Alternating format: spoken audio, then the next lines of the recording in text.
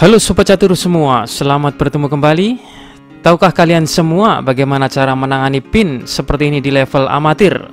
Sepertinya sangat umum bagi lawan Anda untuk mencoba serangan semacam ini, mencoba melawan Anda. Tapi seringkali kita tidak tahu bagaimana menyikapinya, dan sayangnya seringkali kita terdesak dalam posisi terpin yang sulit dan tak jarang kita kalah. Oke, di video kali ini saya akan mempersembahkan sebuah partai yang mirip dengan posisi terpin seperti ini.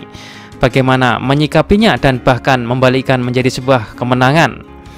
Kita lihat partai dari Garry Kasparov, bagaimana dia mengamati pola yang sangat menarik dan selalu mengikuti rencana yang sama terhadap pin. Inilah game antara Garry Kasparov saat berhadapan dengan Sunil Matabek, pemain amatir yang terjadi pada partai simultan internet pada tahun 1995.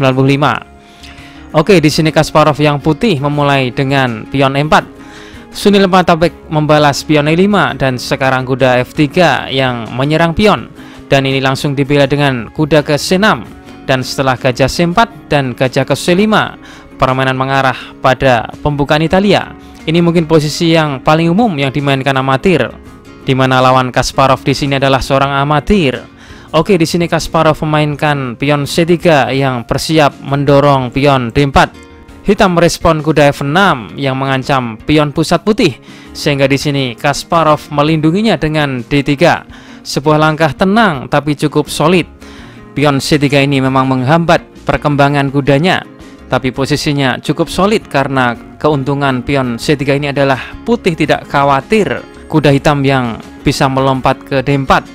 Dan yang kedua, di rencana ke depan putih dapat memainkan dorongan pion D4, sehingga pion C3 ini memberikan banyak fleksibilitas, dan ini membuat posisi putih lebih aman.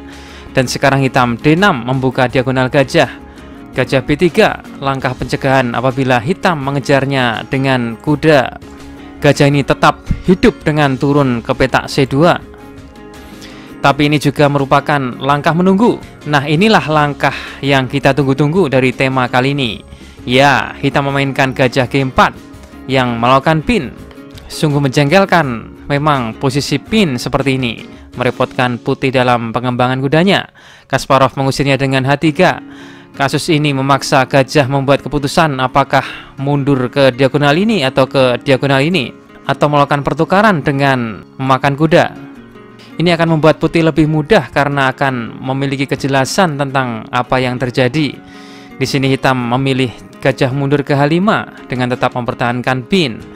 Ini berarti hitam mencoba mempertahankan ketegangan, mencoba untuk mempertahankan banyak opsi. Di sini Kasparov kuda B ke D2 memperkuat kudanya yang terpin. Pion H6, kuda F1 mencoba menyerang gajah lewat petak H3. Rokade pendek, tapi di luar dugaan Kasparov membuat rencana yang lebih agresif dengan pion G4. Inilah opsi paling agresif dan cepat dari putih, kembali memaksa gajah turun. Sekarang Kasparov melompat kuda ke G3.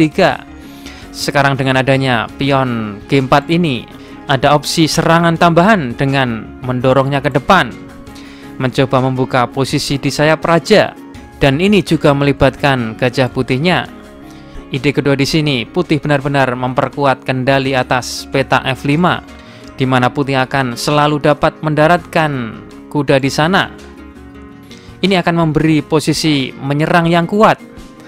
Oke, di sini hitam melanjutkan benteng E8, dan di sini Kasparov memainkan langkah signifikan yang benar-benar membuat hitam limbung. G5 merobek sayap raja lawan. Jika di sini hitam menerima pertukaran, maka langkah yang paling alami dari putih di sini adalah gajah merebut kembali. Dan di sini kita melihat bahwa putih memiliki file semi terbuka G, dan putih dapat terus mendorong pion H maju. Dan itulah keindahan rencana dari Kasparov. Oke, kita kembali ke permainan. Di partai aslinya hitam menolak pertukaran dan memainkan kuda H5. Kasparov kuda H4. Ini artinya menyerang utuh gajah hitam karena pion F dalam posisi terpin. Kuda makan kuda dan pion merebutnya kembali. Lalu raja H7 melenyapkan pin. Oke, sekarang gajah hitam dipertahankan. Tetapi setelah pion mengambil H6, struktur pilar di sayap raja akan benar-benar hancur. Dan setelah pion merebut kembali, maka benteng akan ke F1, membawa benteng bersama gajah menyerang pion F7. Karena itulah benteng F8 menambah pengawalan. Kasparov sekarang memindahkan menteri ke G4, mendekatkan menteri pada titik penyerangan dengan ancaman gajah akan melenyapkan pion F7.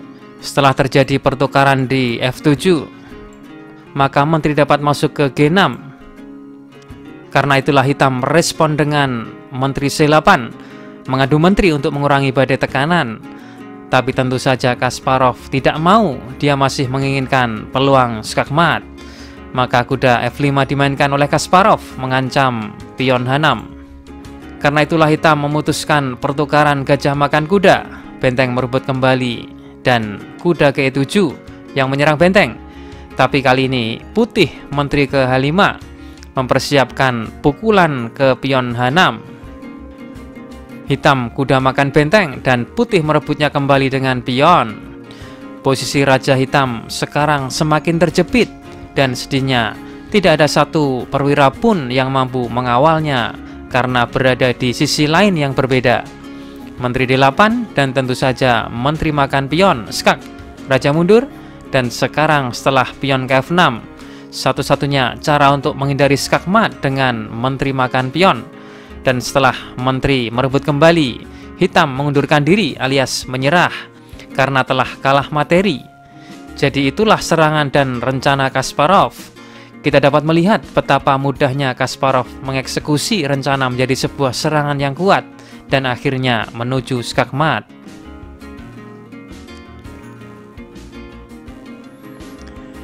Jawaban asal otak video kemarin, jawabannya menteri ke H5 mengancam mat di H7. Apabila pion makan, maka benteng ke G3 skak, raja ke H8 dan kuda makan pion skak mat. Atau apabila kuda ke F6, maka kuda ke G4, E5, kuda makan kuda, raja ke G7, menteri skak, raja makan kuda, pion makan pion, gajah mengambil, menteri makan, dan menteri kembali makan benteng. Putih menang perwira.